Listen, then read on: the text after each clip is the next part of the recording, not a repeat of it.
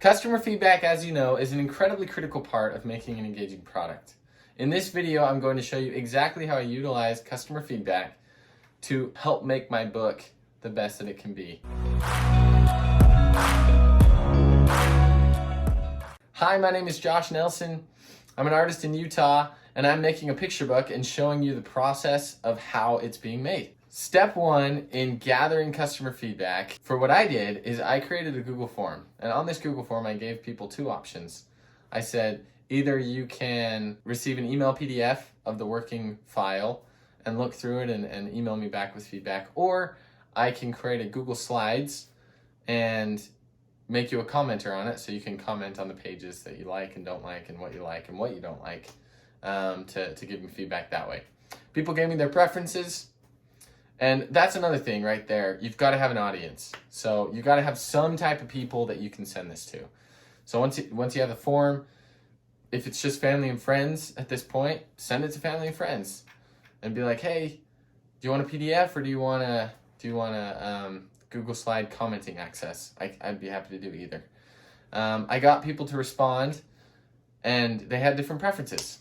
So next is I, of course, created the Google Slide where each slide had a different page of my book, and the text was there and the pictures were there. Everything was there to be able to get feedback. Next is I just waited. So I waited for people to, after they were given access, to come in and start commenting. In about a week and a half, I had a good amount of comments and a good amount of feedback. And then I started reading through the feedback, which is step number 3. You got to read through the feedback and then seeing how the feedback can fit into your book.